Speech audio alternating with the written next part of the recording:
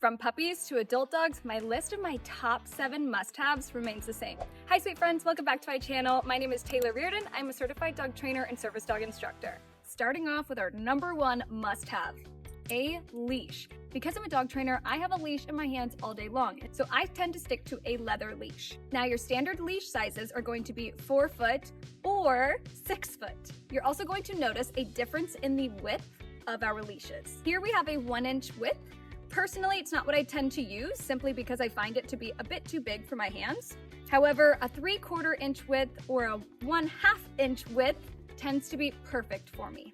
So I guess it's pretty obvious that I don't recommend a non-retractable leash. And special note for my puppy owners, I want you to purchase a lightweight clip. If you go to hold this leash between just 2 fingers and it feels heavy to you, it's too heavy for your puppy or your small dog. Okay, come in a little closer for this one. Item number 2 is a front clip harness. Hear these complaints of dog owners saying, well, my dog hobbles to the side and that harness slips to the shoulder. Well, that's because it's not well fitted. Your dog's harness should fit as snug as a wristwatch. Now, I brought you guys a couple of options, but only 3. And that is because even though Amazon sells 100+ types of harnesses, there's only 3 that will really help you navigate leash pulling. Even some of those on Amazon that say no pull lead to pulling. Let's start off with the old school Easy Walk. Now this harness has been around for a long time for a very good reason. We have the standard version and we have the deluxe version. Now here's why I do typically recommend the deluxe version instead of the standard. It has a lot more padding.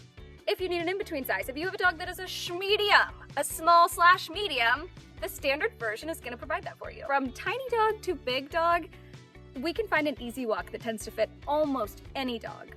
Now for a big-chested dog, a Freedom no-pull harness might be a great option. We don't have in-between sizes with this one. We do have an extra strap down the chest that can hold this harness in place. With the Freedom no-pull harness, you're going to notice that there is a back clip. And that's because they do sell a special leash that connects to both back and the front. However, I don't recommend it. I just recommend clipping your standard leash to the front.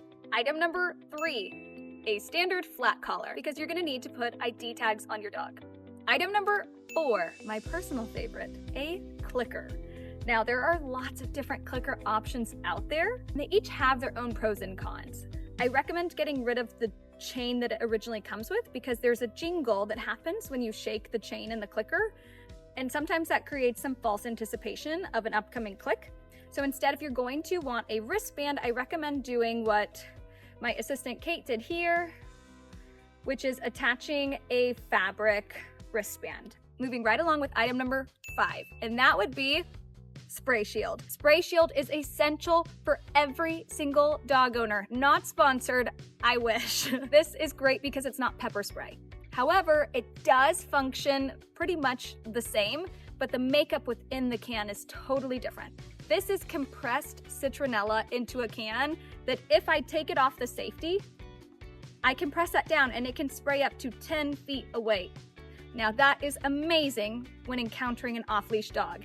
And yes, I have had to put it to use before, and yes, it has worked for me.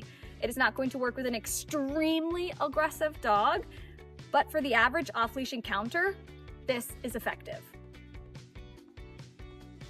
Item number 6 is a potty bag, but what it's not is a potty bag holder. Please don't put this on the end of your leash. It is either going to be knocking into you or your dog. Again, am I a little picky and biased because I'm holding a leash all day long? Absolutely. The moment that we want to have good handling skills and work through leash pulling, this is one added factor of stress that we just don't need. You can put it in your pocket, keep it by the door. There's so many other things that we can do to make sure that we remember to bring a potty bag with us that doesn't include putting a potty bag on the end of our leash. This is one of those make or break items. You want to make sure that when you are training your dog that food is hidden. You don't want your dog to rely on food rewards, right?